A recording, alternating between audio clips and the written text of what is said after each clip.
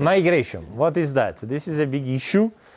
So we should first see the principles about migration, then we will see the consequences of migration for our solar system and shown with detail for extrasolar planet systems.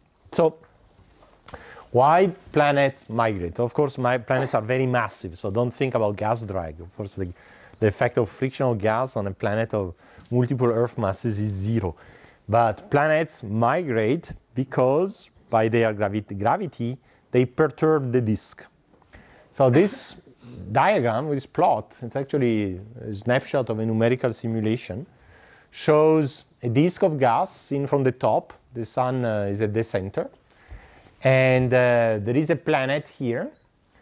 And you can see that the presence of the planet perturbs the distribution of gas in the disk. Here the colors are proportional to the density of gas in the disk. So the disk is initially uniform density, uniform blue.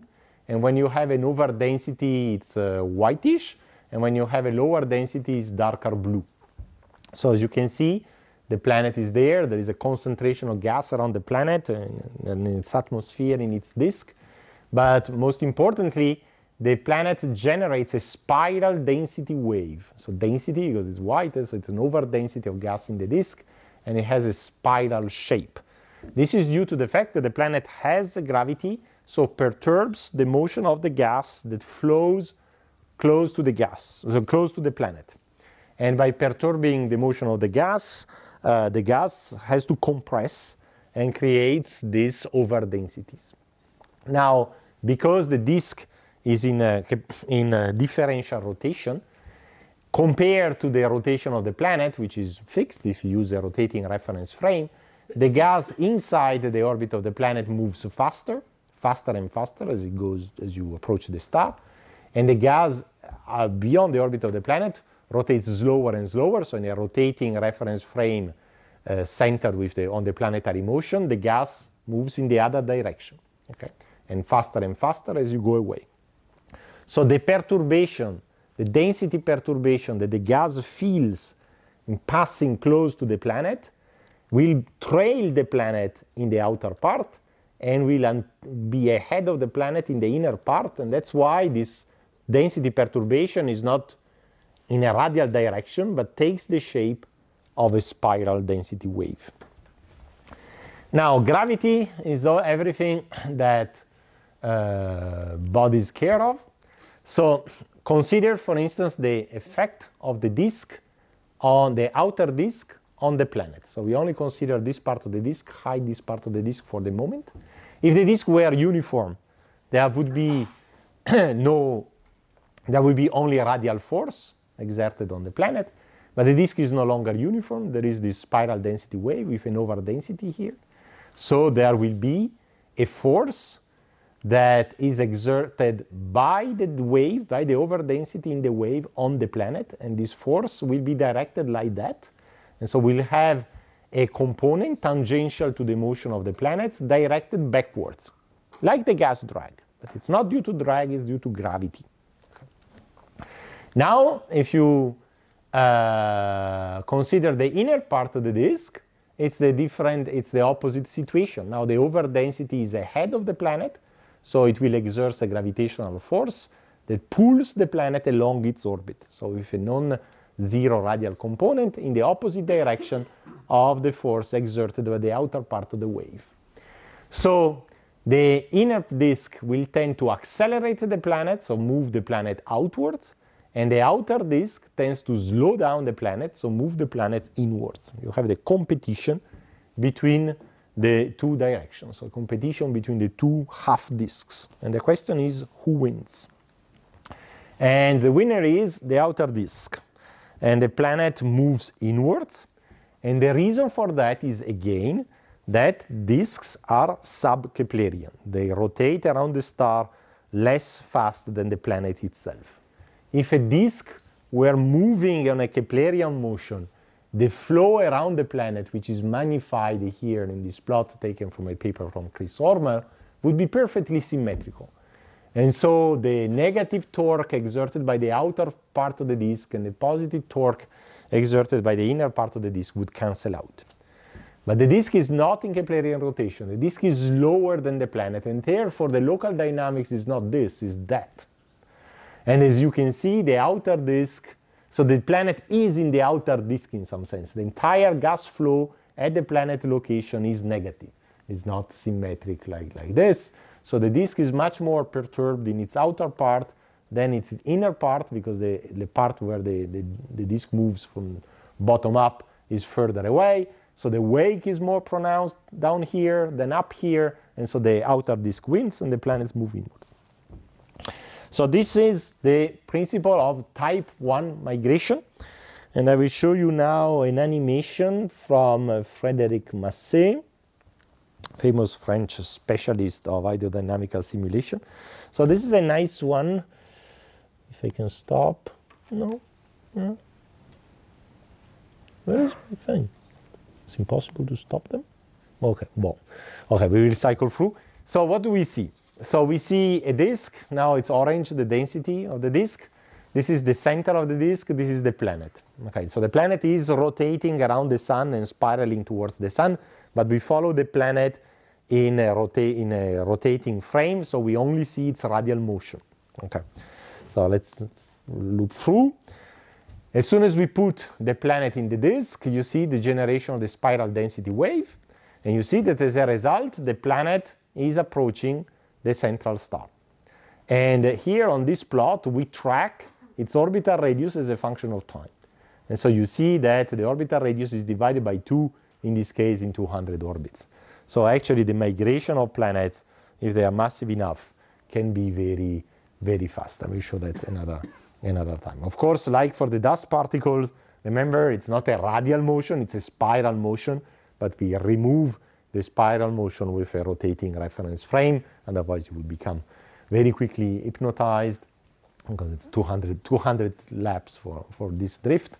But the result is that pretty quickly the orbital radius is divided by 2. And so planets that form in the outer disk should come into the inner disk. So how does it work in quantitative terms? There is a lot of theory which has been developed, and so it's found that the migration rate is proportional to the surface density in the disk. It's proportional to the mass of the planet, linearly proportional to the mass of the planet, and it's proportional to the scale height of the disk, the thickness of the disk, to the power -2.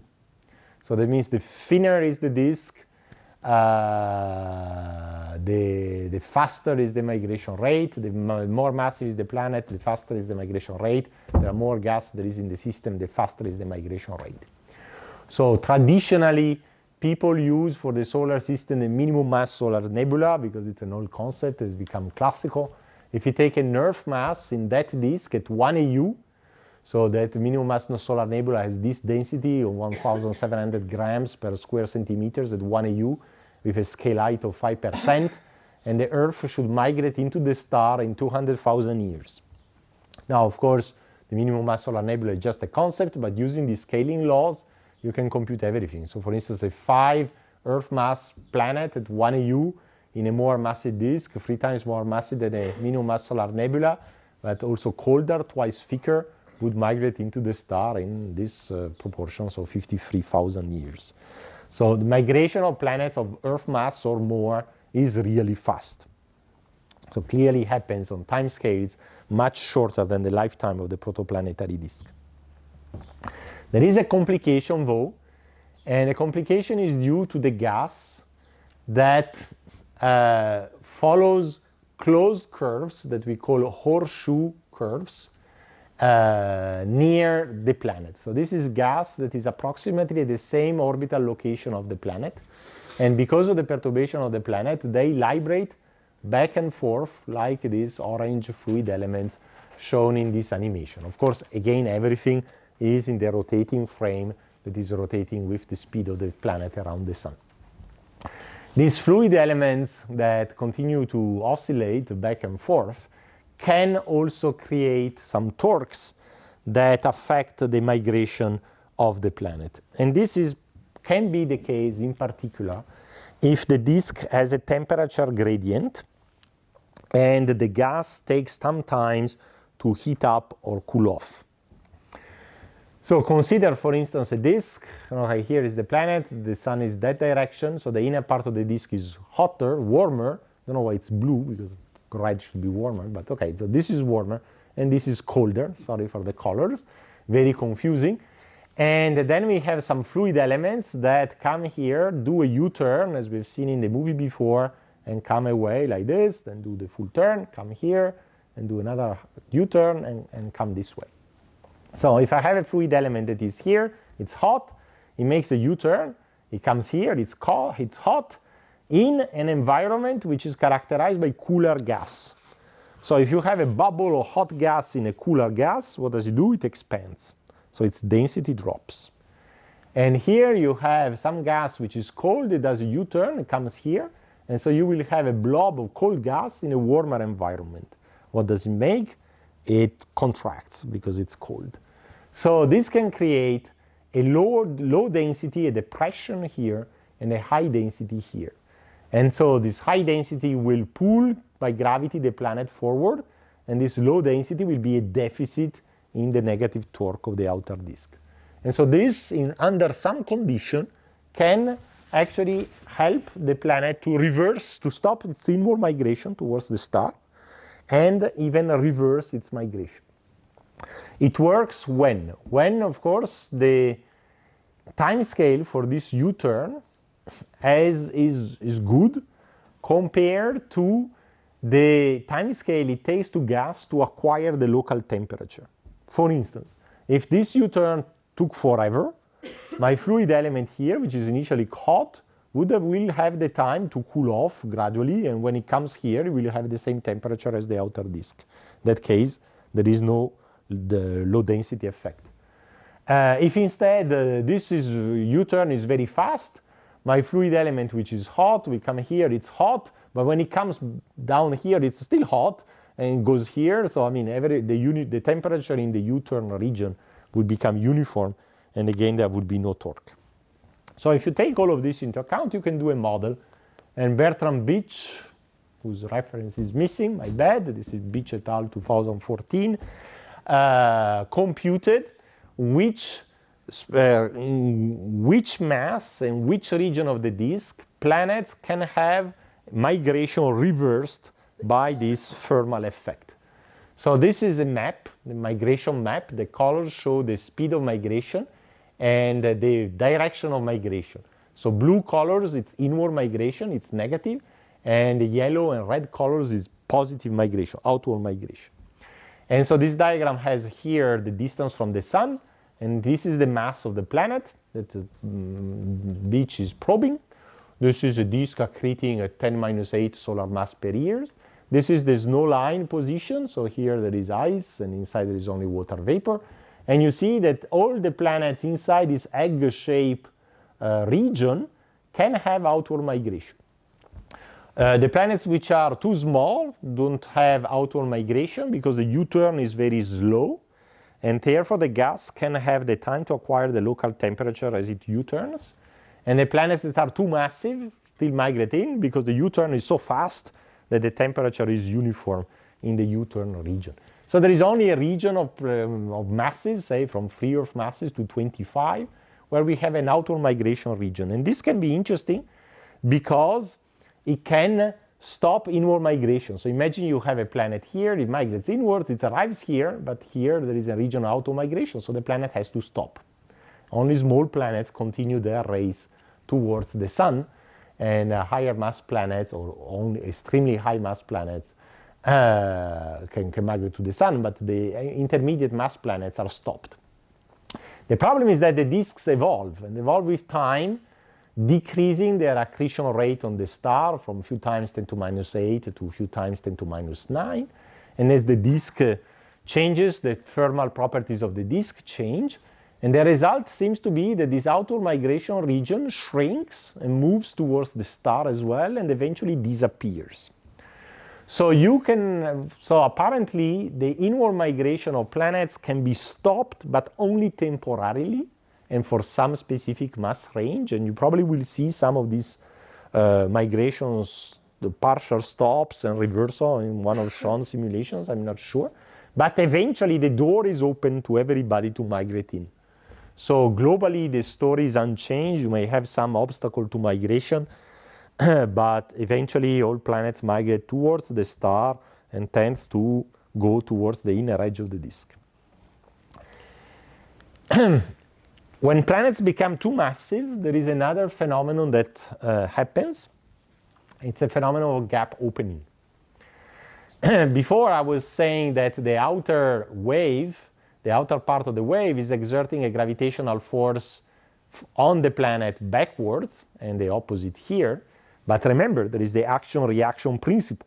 So if the outer wave is exerting a gravitational force on the planet directed this way, the planet is exerting on the disk a gravitational force directed this way.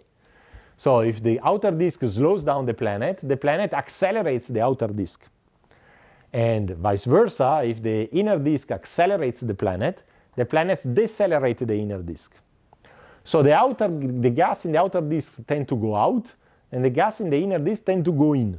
So there is a valley which is opened on the planet's orbit, which is called a gap. Again, let's see an hydrodynamical simulation by Frédéric Massé.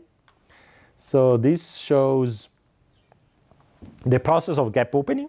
The planet is kept on a fixed orbit artificially, so not to be confused. But you see the density of the gas. Again, orange is the original density, white is high density, black is no density. So you see it again. So the planet is embedded initially in a uniform disk. You first see the spiral wave appearing, and then you see that the entire annulus along the orbit of the planet is more progressively depleted in gas. At the end, there is very little gas. The disk is divided in an outer disk and in an inner annulus, and this is what is called the gap. So massive planets open gaps. And when they open gaps, their migration mode changes. And this can be understood very qualitatively by the following sketch. So imagine you have a massive planet and it opens a gap.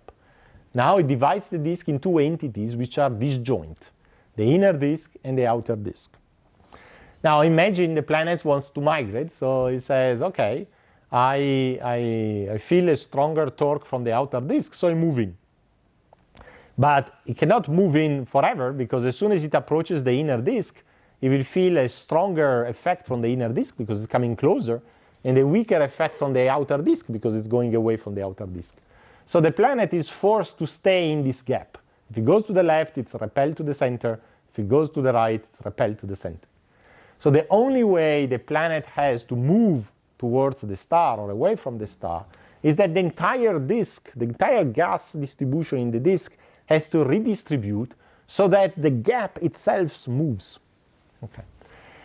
So the disk tends to accrete towards the star because it's losing angular momentum by viscosity or other processes. So the gap tends to move towards the star, and the planet will move with the gas and the gap towards the star. But these motions are relatively slow and are proportional to the disk's viscosity.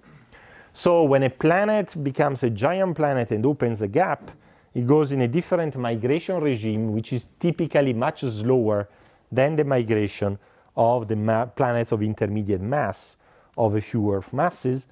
And this other movie from Frédéric Massé shows it very nicely. It's a movie like the one before, where we saw the planet migrating and was leaving a trace on how fast the orbital radius was shrinking.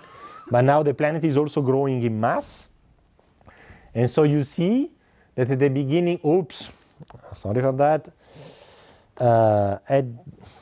At the beginning, it's moving by type 1 migration very fast, but then the gap opens, and when it opens, the planet slows down because it transits from the type 1 migration regime to the type 2 migration regime, which can be significantly slower. What is this? It's the same, yes. Oh, put it twice. Okay, so well, it's a nice movie, so it's it twice. So fast migration and then slow migration. You see, before, because the planet was growing, the type 1 migration was accelerating until a really gap opening kicks in, and the planet slows down. So, but nevertheless, it still migrate inwards. Slower, but migrate inwards. There is one exception to that. If you can combine multiple planets together. And an interesting combination, which we think played a role in the solar system, is when Jupiter and Saturn coexist in the same disk, which evidently was the case at some point. So imagine you have a disk, and you put both Jupiter and Saturn somewhere in the disk. Initially, they are far away from each other. So Jupiter migrates inwards more slowly because it's type 2. Saturn migrates inwards initially actually very fast because it's an intermediate between type 1 and type 2. So it's when actually the migration speed is the maximum, is fastest. So Saturn approaches Jupiter. But then something changes because of the gravitational interaction between Saturn and Jupiter and Saturn. And eventually Saturn goes into the 3-2 resonance with Jupiter. And when this happens, actually even a little bit before, you see that the migration of Jupiter basically stops, or it's even slightly reversed, and Saturn goes in resonance with Jupiter, and then it stops too. Resonance means that the orbital periods of the two planets are in rational numbers. So 3-2 means that every 3 revolutions of Jupiter around the Sun, Saturn makes 2 revolutions. So the planets, this process stop type 2 migration, and the planets don't migrate in. Now, this happens if the disk is very hot, so it's very thick, has a large aspect ratio. If you take a cold disk, you can even have the extreme situation where when Saturn comes in and enters in the 3-2 resonance with Jupiter, both planets migrate out significantly. Of course, we don't know what was the temperature in the disk, so we don't know what happened really, but certainly Saturn played a role. If anything, to stop Jupiter's migration or slow down it enormously, but possibly even reversing it. Now the question is, why? Okay, so we try to, it's fairly complicated, but I try to show that with a sketch. So we have seen that when the planets are far away, they both migrate inwards. They don't talk to each other. And in this situation, you know, you have Jupiter here, you have Saturn far away, each one has its own gap. Jupiter is more massive, so it has a deeper gap. Saturn is less massive, so it has a shallower gap. The gaps are distinct, are disjoint. You see a hill separating the two gaps. Fine. But then Saturn comes closer to Jupiter, and when they come closer to Jupiter, the two gaps merge. The hill that you had here has gone away. So there is only one unique, strangely shaped gap. And what happens in this situation? So Jupiter sees some gas here and says, okay, this gas is too much for my gap. I want to remove it. So it will take this gas and kick it in the inner disk. But by doing this, the gap here at the level of Saturn will go deeper. But this will be deeper than the gap that Saturn can sustain against the outer disk. So the gas will flow into the outer disk, into Saturn region, because Saturn is not massive enough to sustain such a steep gap. And as a result, the presence of Saturn and the overlapping of gaps opens the door like a Trojan horse to the passage of gas from the outer disk to the inner disk.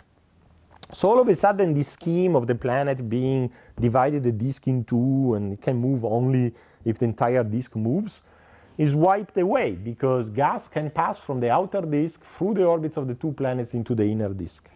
So the planets now can move freely relative to the disk in the gas. They are not locked to the viscous evolution of the disk. And so which way they go? So let's look at Jupiter.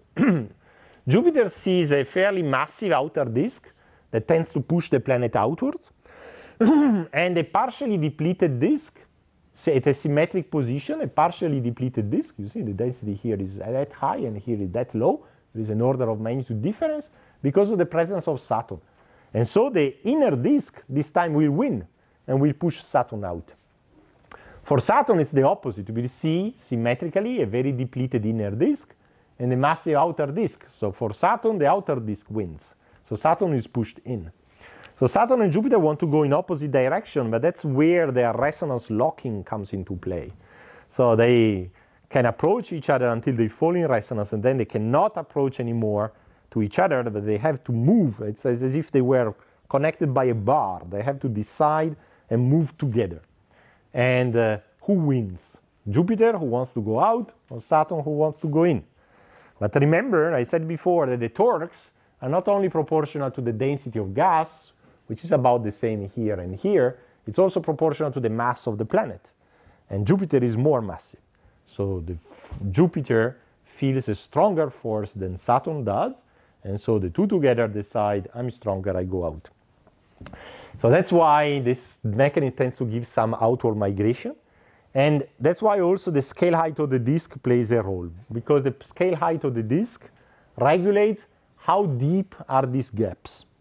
If you have a very hot disk, there will be a significant amount of gas here, because the gap of Saturn will be very shallow. And so this asymmetry that Jupiter feels will be reduced. Instead, if the disk is very cold, also this gap will be fairly deep, and therefore the asymmetry felt by Jupiter will be enormous. So in hot disks, basically the two forces balance out together, and the two planets stop migrating. In a cold disk, Jupiter outward migration clearly wins, the planet migrate out. This is verified with all hydrodynamical simulations, but we don't know what was our disk, what was its temperature, and so on and so forth. And there may be some complication if the planets themselves accrete some gas, which has never been deeply explored. But I think it's fair to say that in our solar system, thanks to the presence of Saturn, Jupiter's migration, if anything, was particularly slow, probably halted, okay, maybe reversed. And this is really the key element that structures the entire solar system, stopping Jupiter migration. And has a number of implications. All of a sudden, if you assume that for some region Jupiter doesn't go in, you can build the solar system. Okay, I will show you in a few simulations how.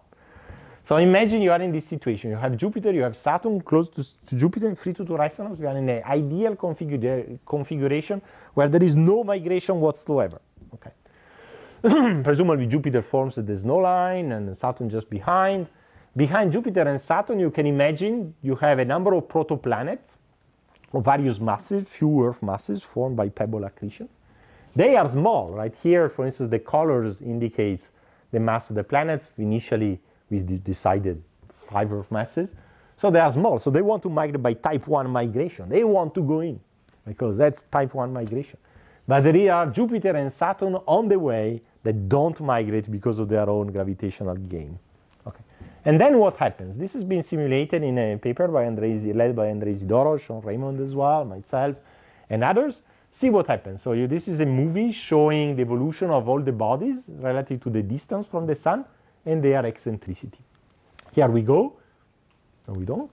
Yes, and the time is shown here. So these bodies want to migrate in, but they can't because they are trapped in resonances with Saturn and Jupiter. They cannot pass through the orbit. They would be scattered. So it's a group of embryos, planetary embryos that want to go in, but their migration finds an obstacle. And therefore they accrete with each other. You see that some planets have already acquired a bigger mass, and they form a system that eventually becomes unstable because it's too crowded, leading to additional collisions. And at the end, this leads to the production of 2, sometimes 3 planets of about 15 Earth masses. And these are the masses of Uranus and Neptune, maybe not by accident. There is one reason to think that the accretion of Uranus and Neptune was actually happened in this kind of process.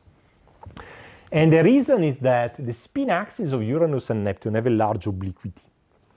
If you form this planet just by pebble accretion, you would expect, because the pebbles come from the midplane of the disk in given flows and so on, that the planet would acquire a rotation, a prograde rotation, with a perfectly perpendicular spin relative to their orbit.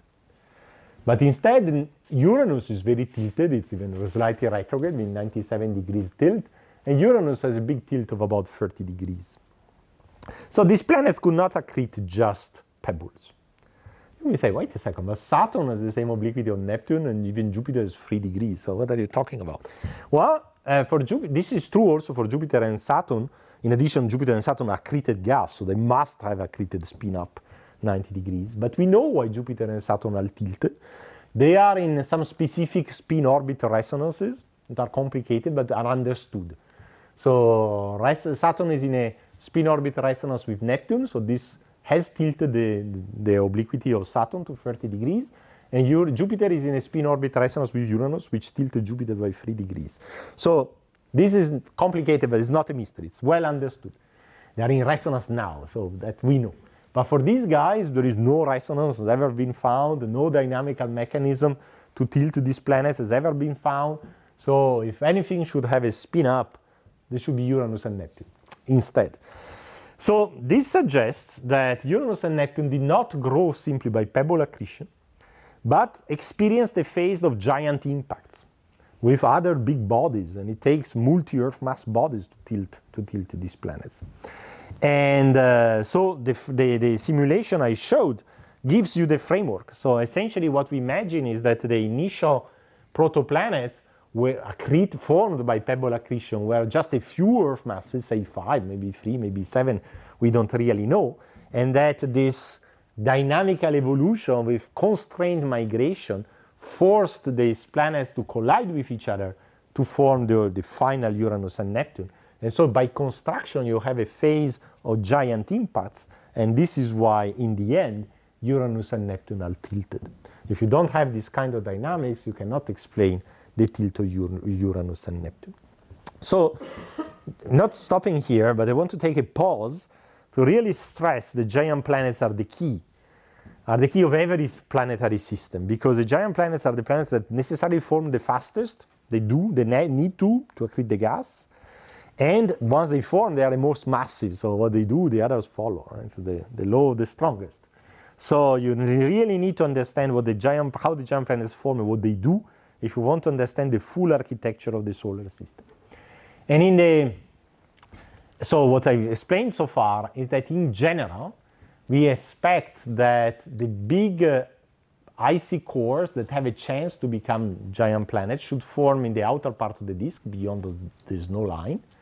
But even if they form there, genetically they should also be affected by type 1 migration, which brings them in the inner system. And this will play a huge role in explaining the systems of close-in super-Earths. And I'm sure that Sean Raymond will detail a lot about this afternoon. In our solar system, we live in a sort of weird system. There are a few things happen. So the two innermost planetary cores became relatively rapidly Jupiter and Saturn, and this mass ratio is such that their type 2 migration is stopped, or maybe even reversed. And this is why our giant planets are so far from the Sun.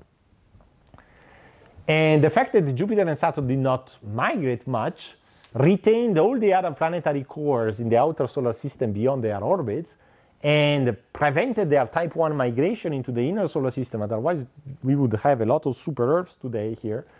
And their constrained migration led by a series of giant impacts, to the formation of Uranus and Neptune. All of this happened away from 1AU. So our 1AU region, where eventually the Earth will be formed, is really protected heaven by the migration of the giant planets, or the migration of the super-Earths, or the giant planet cores. Thanks to this, if Jupiter had not formed as massive as a giant planet, or Saturn did not form behind, and so on, all these big guys would have come into the inner solar system. And the evolution would have been totally different. The Earth would not exist and would not be here to talk about.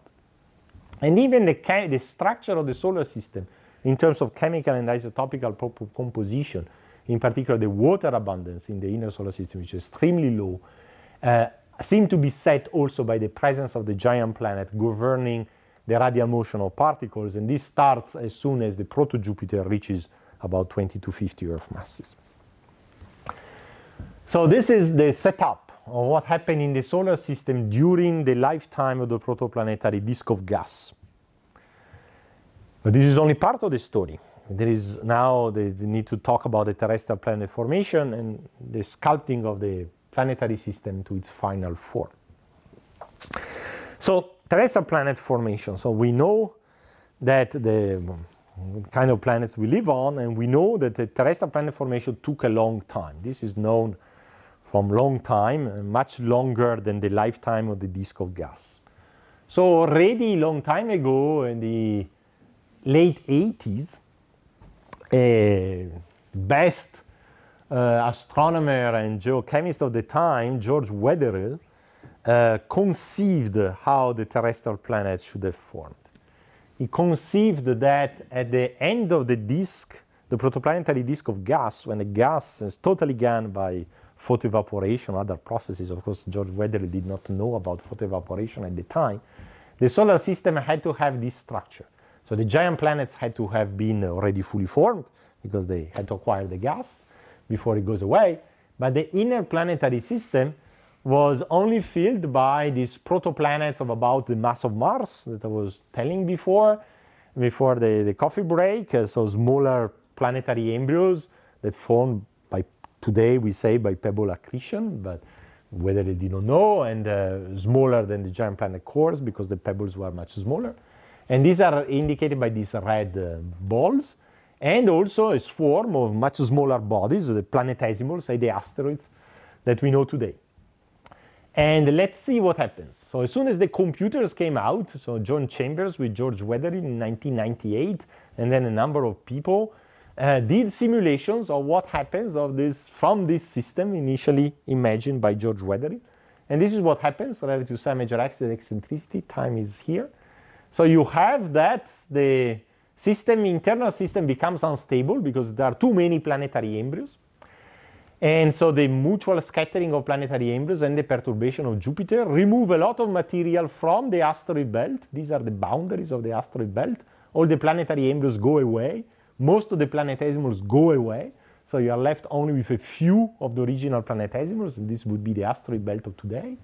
Whereas the embryos collide with each other, forming a handful of bigger bodies, what we call the terrestrial planets, on a time scale of tens of millions of years, consistent with radioactive chronometers on the formation time scale of the Earth. So this was the reference model for many, many years, and in some sense it's still the reference model today. Again, George Wetherill, the father of this model. And it explains many, many, many things. That's why it's considered still basically correct today. So it explains the formation of a few terrestrial planets in the terrestrial planet zone, and the absence of planet in the asteroid belt. At the time, people were wondering, why don't we have a planet in the asteroid belt, but only asteroids? Well, you've seen in the simulation. This happens in a quite natural way. It reproduces with a quantitative precision that the most massive planets are of the order of the mass of the Earth. The orbits are about good in terms of locations, major axis, eccentricity. The time scale for the formation of the Earth is tens of millions of years, consistent with geochemical chronometers, radioactive chronometers. And you've seen how a planet forms. It accretes planetesimals, but also it accretes embryos. So giant impacts of embryos on protoplanets are typical. So a planet grows with a series of giant impacts. And we know that the moon forming event is a giant impact. So having giant impacts, all of a sudden, it's not an oddity. Is a sort of the norm. And just to digress a little bit, I will show one of the nice animation of the moon forming impact by the group of Willy bands. Here you see the proto-Earth, here you see the impactor. So the impactor, initially Mars mass body, comes in with some angle of 45 degrees, and this ejects an amount of material that goes in orbit around the Earth, and from this disk, eventually the moon will accrete. Now you have heard maybe from the news that there is a new paper appearing on the formation of the moon, and this is to explain why the material that is in the moon today has exactly the same isotopic properties of the material that makes the Earth. The original simulations like this one put in orbit around the Earth essentially material from the impactor, so we should be different from the Earth. So it's not enough, and now the new models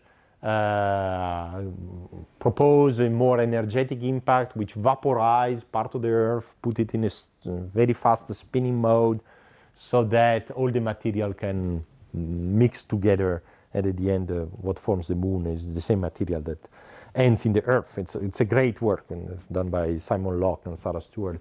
It's a fantastic work, and I think it's a great step forward in really understanding the details of the moon-forming event. But for what concerns us here, it's enough to say that there must be a giant impact, and this kind of accretion produces many giant impacts. So having a giant impact should not be shocking.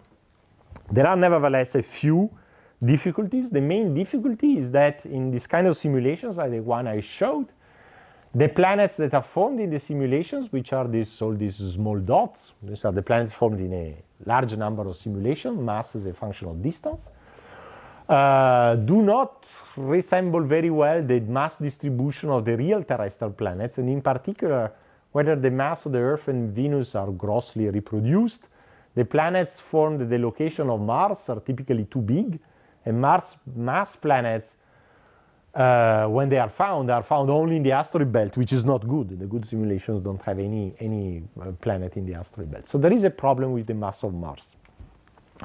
And in 2009, Brad Hansen from UCLA showed that instead of starting from an extended disk of planetary embryos and planetesimals, like in the simulation I showed you before, you start from a annulus confined between, say, 0.7 and 1 AU.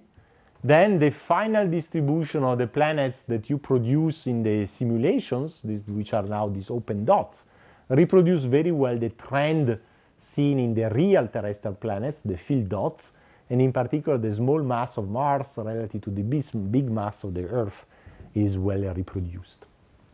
The question is, why an annulus and not an extended disk? This looks pretty weird. And so why there is an inner edge? This bone can be understood maybe by a gas drag, removing the inner part of material, maybe not so convincing. But the outer edge is even more mysterious, knowing that we need some mass to have asteroids in the end in the asteroid belt, and there was mass further out to form the giant planets. So what happened? The first explanation, and actually come from our group and looked great a few years ago, was that, well, remember, Jupiter and Saturn in a cold disk can reverse their migration. So it may be not crazy to imagine that Jupiter migrated in down to 1.5 or 2 AU when Saturn came in and pulled it back. So we try to see what it means in simulation. So we start from an extended disk of planetesimals and planetary embryos. Now the planetary embryos are in green instead of red to confuse you a bit. But you have this migration of Jupiter coming in, and then Saturn comes in and pulls it back. Well, you get an annulus. Wow. So you have to deplete strongly the material outside of 1 AU, and you create a really confine all the material in an annulus, and beyond the annulus there is not much. And then after the gas disappears, you continue. So you continue the simulation, and you see that by scattering this annulus spreads, but one of the embryos pushed out goes in a region with very little material, and so it doesn't grow much. So this is why you get essentially a small Mars at the end, which remains a pristine embryo that doesn't accrete much, whereas the other embryos, which are more at the center of the distribution, can continue to accrete and form the Earth and Venus. So this is called the grand tack scenario, because I like to sail, and so Jupiter coming in and turns around the buoy and goes out, to me looks like a tack. So that's where the name comes from. And it looked like the only plausible hypothesis until 1 year ago, 2 years ago, when Johanna Drankowska, working on the streaming instability, so what I told you the previous hour, showed that actually the early streaming instability could have occurred preferentially only inside of 1 AU. And that beyond 1 AU, the streaming instability can occur only much later on during photoevaporation. So maybe the concentration of material in an annulus has nothing to do with the motion of Jupiter wiping away material, but it just is reminiscent of the privileged region where early planetesimal formation and therefore also early pebble accretion could occur. And beyond 1 AU, planetesimal formed only 3 million years, and the gas was going away, so not many planetesimals formed, and they couldn't grow very massive. And then again, another privileged location is at the snow line, and this led to the course of the giant planet. In this case, you don't need to invoke anything special in the motion of Jupiter. Yes? But if that were the case, that would be super dry, what forms in there. Right, exactly. So I will come to that in just a second. So what can we say? We have two ideas, and now let's try to see the pros and cons of each. So I gave this lecture in Germany, and mit und gegen means pro and against, in favor and against. It's also the title of a Kandinsky painting. So that's as far as my culture in art goes. So the first advantage is that the local planetesimal disk hypothesis, so streaming instability occurring only in an annulus near 1AU, is appealing. First, it's because it's based now on a new general model about planetesimal formation, protoplanet formation, streaming instability, pebble accretion. Doesn't need particularly strong hypothesis. You don't need to invoke anything specific migration pattern from the giant planets. So it's in the sense of Occam razor, it's simpler and appealing. It's also consistent with the fact that radioactive chronometers tell us that chondrites from the asteroid belt, that there is this dichotomy in accretion timescale, with some planetesimals forming very early, that we call now parent bodies of iron meteorites, and some planetesimals accreting very late, that we call now parent bodies of chondritic meteorites. And it is exactly this scheme. Okay? So these are the parent bodies of iron meteorites and precursor of the terrestrial planets. These are the parent bodies of the chondritic meteorites. So that's really strong favor for the annulus model by Drankowski. But, no, that's already seen. Okay, if everything forms in an annulus, everything should be the same. Come on, it's an annulus 0.2 AU wide. So how can we understand differences between bodies? And there are differences between bodies because Mars is different from the Earth. It's different chemically. For instance, the oxidation state of Mars is different. It's different isotopically. It's really resolved. So if it all comes from the same annulus, because that's where the first planetesimal could form and when the only place where planetesimal could accrete pebbles, why are Mars and the Earth different? And even the Earth accretion itself requires some heterogeneous accretion. So people, in particular David Ruby, but also Bernie Wood, many other persons, try to model the geochemical evolution of the Earth.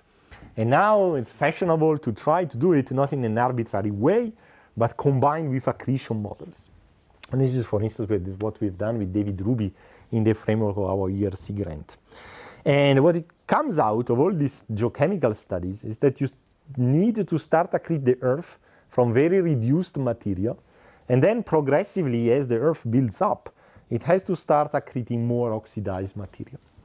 And in a model like the Grand TAC, this is possible if you, you have of course to assume that there are some gradients in the disk, but you have a wide disk at the beginning, so you can imagine all sorts of chemical gradients in the disk, and then this disk is pushed, truncated by the migration of Jupiter, and what comes out is that the Earth initially starts to accrete from reduced material, and then starts to accrete material from further out, partially reaching water and oxidized. But again, if everything is just the local material formed in an annulus, how can it accrete different materials at different times?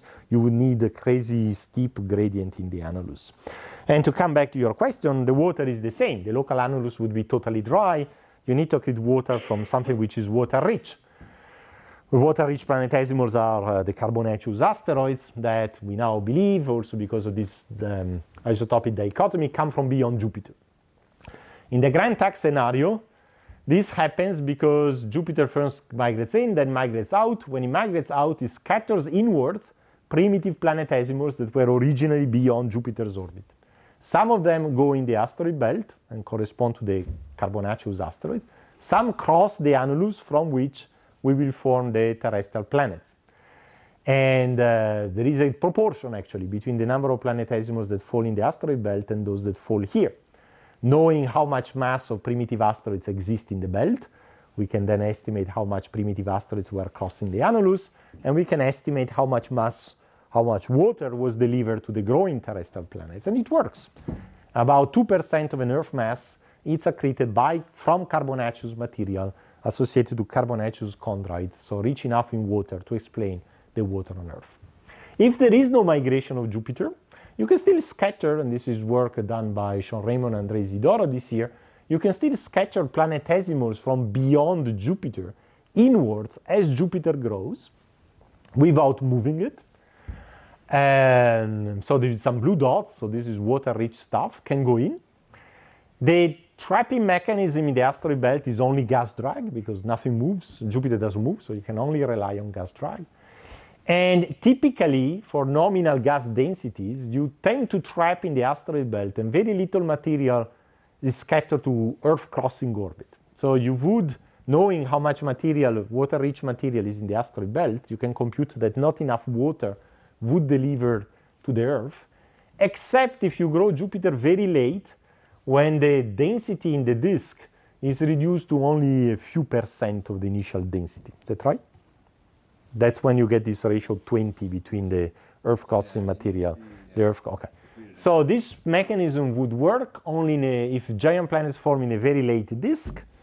And how do we reconcile that with all the arguments that Jupiter formation was early, because this dichotomy of ordinary chondrites and carbonaceous chondrites seems to be established within 1 million years. So this remains to be clarified. And I really want to show you the terms of the debate. The debate is going on. Even people like us are working in, as you can see, on both scenarios, really to try to understand the pros and cons and come out with convincing view of what actually happened. But the moral of the story is that, yes, the terrestrial planets form on a much longer time scale. At least at 1 AU, this has not been strongly affected by migration of the giant planets. Maybe we see the signature of migration of giant planets in the small mass of Mars.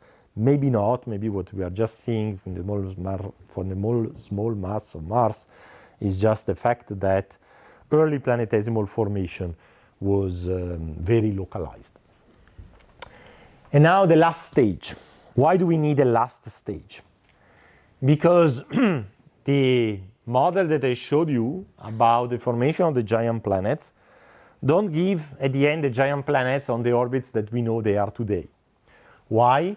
Because I showed that Saturn migrates faster than Jupiter, traps Jupiter in a resonance, and that's why Jupiter and Saturn stop migrating, or reverse. And so they are very close to each other, they are in a 3-to-2 resonance. And Uranus and Neptune, by this game of migration and resonance trapping and mutual merging that I showed before, at the end also form very close to Jupiter and Saturn. Typically all the planets are in resonance with each other on pretty circular orbits and within 12 AU. And so this is not the solar system we know today. So two possibilities. Either all I said is wrong, or there is a mechanism that at some point changes the orbit of the planets and moves the giant planets from these orbits that they should have had when the gas disappeared from the protoplanetary disk to the current orbits, which are much more separated. Saturn at about 10 AU and Uranus at 20, Neptune at 30, and with no resonant relationship among them. So fortunately, we have a mechanism to do this orbital change. And this is what is called the NIS model. So the NIS model was born in 2005, has been re-elaborated a number of times. It's a lot of people worked on it. So we should now focus on the last version of the NIS model, which is coherent in the picture I was telling you. So in this scenario, we take the initial orbits of the giant planets are not arbitrary anymore. We take the orbits that come out of the simulation of accretion of Uranus and Neptune that I showed you before. So the system is very compact and entirely in resonance with each other. So the only assumption of the NIS model is that once the gas has disappeared, beyond Neptune there is a disk of planetesimals stretching from a few AU beyond Neptune to about 30 AU with a considerable mass in it. So this is a sort of the ancestor of the Kuiper belt with a mass of 20 to 30 Earth masses. And so the only assumption is the existence of this disk and more or less the properties of the disk in terms of inner edge, outer edge, and mass. And then you let the computer work for you, and what you see is that there are gravitational interactions among the planets with among the planets in resonance, between planets and planetesimals, so you have an excitation of planetesimal disk, some structure developing. And of course, this interaction between planet and planetesimals not only excite the planetesimal disk, but slowly modify the orbits of the giant planets until the giant planets become unstable. And this, in this movie, happens late, so that I have some time to describe. And when this happens, you see the planets become unstable. They cannot stay close to each other. They have mutual close encounters, so the system spreads. Uranus and Neptune have been tossed out, dispersed in the planetesimal disk, which recircularize their orbits.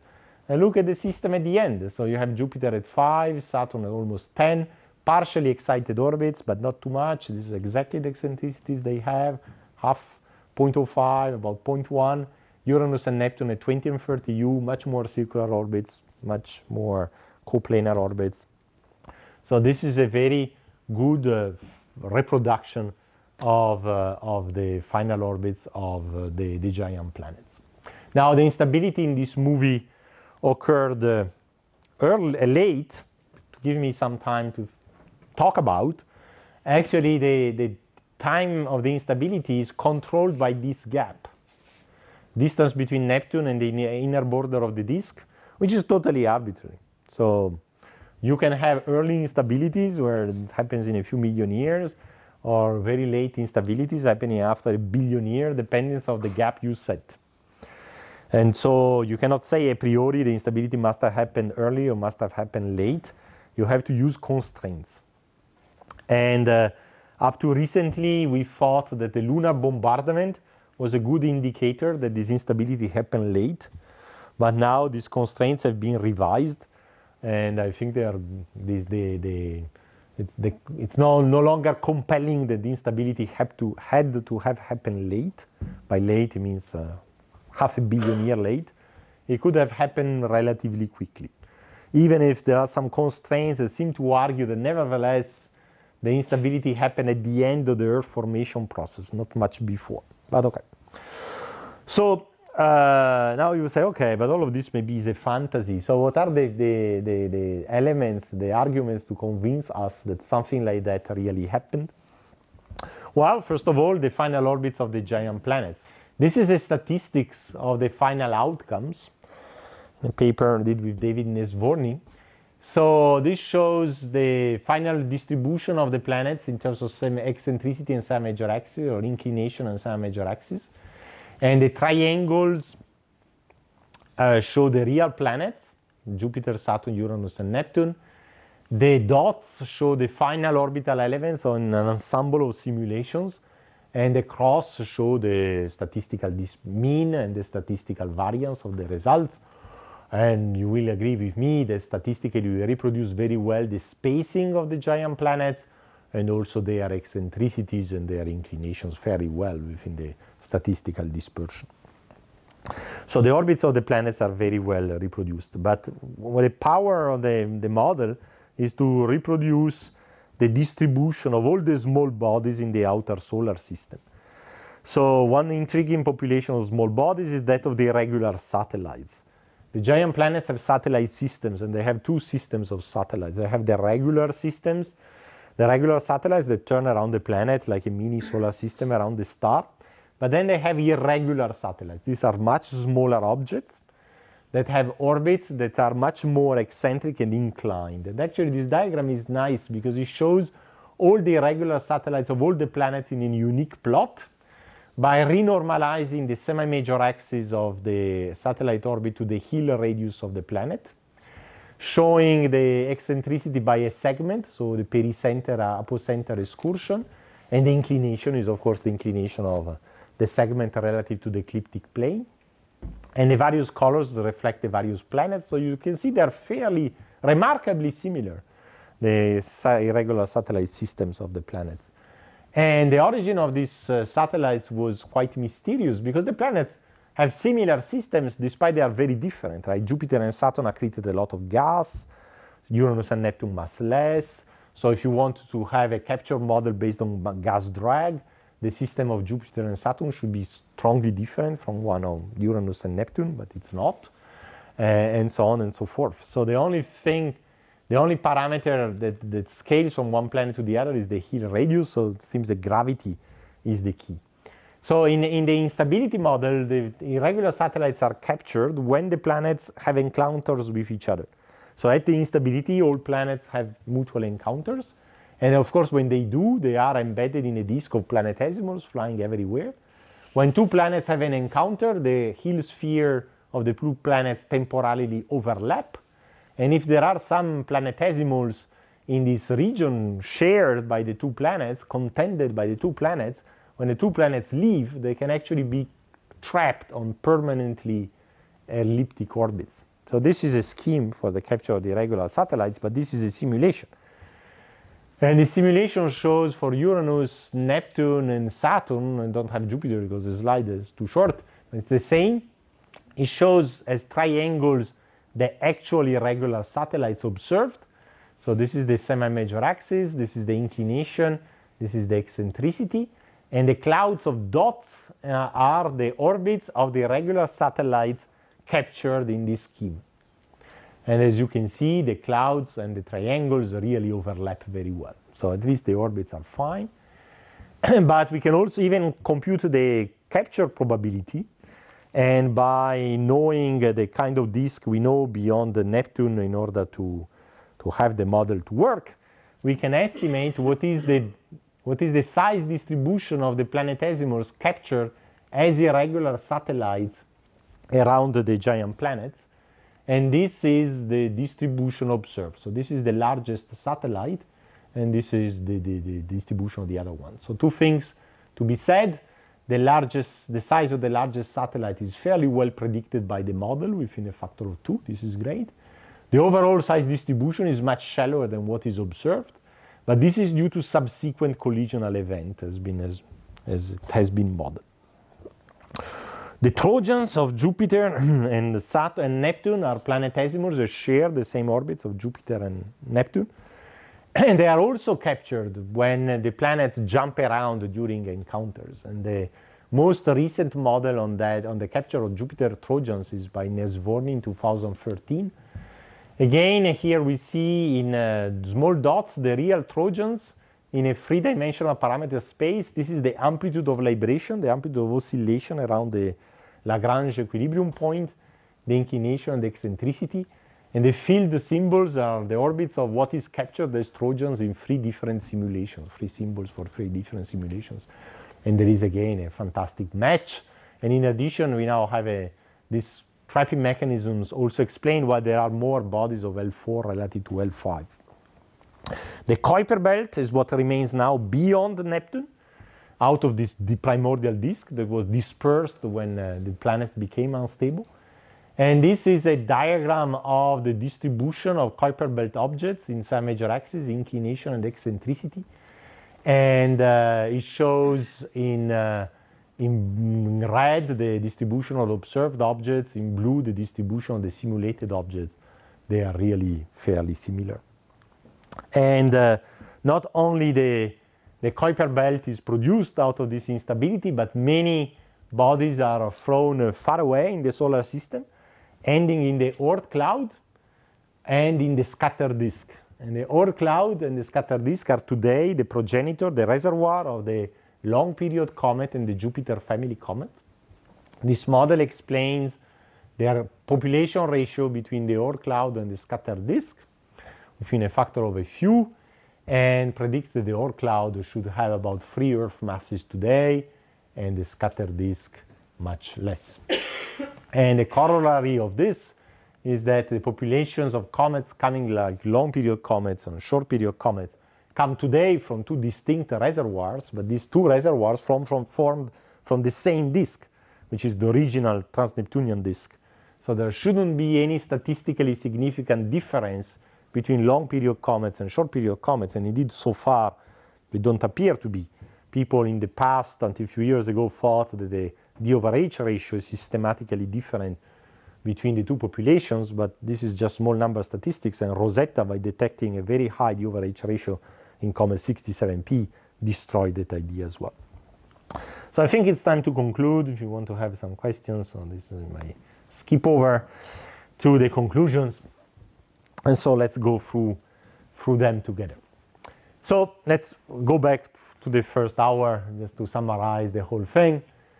So it seems that planetesimals form from self-gravitating clumps of small objects called pebbles, which are probably millimeter size in the silicate portion of the disk, centimeter size or decimeter size in the icy portion of the disk. We have evidence in the geochemistry, in the cosmochemistry, that the formation of planetesimal is very uneven in the disk.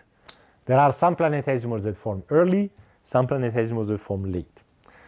And we don't know, but it's appealing, and we can understand that actually the planetesimals that form early form in some place, and the planetesimals that form late form elsewhere.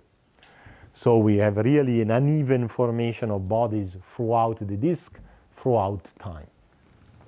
The protoplanets that we call planetary embryos for the rocky ones that eventually will lead to the terrestrial planets, and planetary cores to those that eventually will lead by gas accretion to the giant planets, form from the largest planetesimals that form in the streaming instability by accreting pebbles one by one. And because the pebbles are bigger in the outer icy disk, that's why the cores grew much faster, much bigger than the embryos, and that's why giant planets formed only in the outer disk. And when the planetary core becomes big enough, more or less more than 20 Earth masses, the flux of pebbles from the outer disk to the inner disk stops. And this really divides the disk in two, and then the planetesimal forming in the inner disk and the outer disk from that point on have to accrete different material, and that's why they can have different properties chemically and isotopic properties at the end. But these cores migrate, and migration exists. Denying migration is like denying global warming. It's Trump science, it's not science. Migration exists. But we need to understand what are all the possible outcomes of migration depending on different configurations. And for Jupiter's solar system, we know that the key is probably due to the concurrent formation of Jupiter and Saturn, who have a mass ratio convenient to stop or even reverse their common migration once they appear. This must have played a role in the solar system. We don't know really if Jupiter migrated close in and then migrated out, or they really stopped where they are, or migrated but just much less. We don't really know. But certainly the role of the role of coexistence of Jupiter and Saturn played a role. And so the giant planets never came down to 1 AU or less. And that's why terrestrial planet formation could proceed the way we know, slowly, peacefully, over tens of millions of years. That's because it was a protected heaven. The giant planets stayed outside and blocked all the rest of the mass flow, blocked Uranus and Neptune, blocked their precursors, and left us in peace and gave enough time to form the terrestrial planets. It might be possible, as I said, that Jupiter came down as close as 2 or 1.5 AU and then migrated out, and that's why Mars is so small, but maybe not. Maybe this mass ratio between Earth and Mars is just due to a very concentrated formation of planetesimals in the streaming instability inwards of 1 AU. The formation of Jupiter and Saturn played a role in the formation of Uranus and Neptune. Their spin obliquities really point to a phase of giant impacts. These giant impacts would probably not have occurred if they could have migrated to the inner edge of the disk, but because they were retained by Jupiter and Saturn, that led to several phases of instabilities and therefore to giant impacts. And the disappearance of the gas from the protoplanetary disk, the giant planets necessarily, I would say, were on orbits very different from the current ones. It's inevitable. So we need to understand the current orbits of the giant planets, but we do, and this is due to a post-gas instability of the giant planet system, and this is what is described in the NIS model. So the structure of the entire outer solar system, both for what concerns the orbits of the giant planets and the distribution of all the small bodies in the outer system, from the Trojans to the irregular satellites to the Oort cloud, really support the global instability model And I think there are little doubts that it happened and how it happened. Where the doubts are is when it happened. Because in the dynamics, well, the instability produces the same result, whatever it's early or late. Having it early or late depends on the gap we put between Neptune and the planetesimals, which is totally arbitrary. And the constraints are not so clear. Up to a few years ago, based on the lunar cratering record, which clearly shows big impacts up to 3.9 billion years ago, seem to require the late instability of the giant planets. Now this is no longer the case. You can explain the formation of late basins like Imbrium and Oriental on the Moon 3.9 billion years ago, even with an early instability. Now we have a new constraint. New constraint comes from xenon. Xenon is a rare gas. It's in the atmosphere of the Earth. It has a weird isotopic composition, different from the one of chondrites, different from the one on the mantle. This is called euxenon. And this reservoir of euxenon was an hypothetical reservoir, never found anywhere in the solar system until last year. And last year it was found that euxenon, so the xenon in the atmosphere, is nothing else than the mixing of chondritic xenon, so the one in meteorites, and cometary xenon, the one measured in comet 67P. So that means that the Earth witnessed the cometary bombardment triggered by the giant planet instability. And probably this happened once the Earth mantle was already crystallized. So otherwise there should be euxenon in the mantle as well, which doesn't seem to be the case. So the best constraint we have now is that the giant planet instability more or less is contemporary or post-dates the moon forming event. It's unlike it's extremely early. It's unlike it's in the first millions of years after the disappearance of the gas. But of course, all these constraints has to be reevaluated in the framework of models and try to see this is how we advance in solar system studies. You have numerical models and then you have constraints, and the game is now matching the two. And so constraints need models in order to be interpreted, but models need constraints in order to show what is reasonable and what is not. And this is a huge community effort, extremely interdisciplinary. That's why we like so much in the geochemical, cosmochemical, and the astrodynamical community, because we really need to talk together to advance. And what I hope I showed you is the state of the art of knowledge with all its gaps, and to show you that the story is not finished, and so each of you may have a brilliant future in the field. Thank you.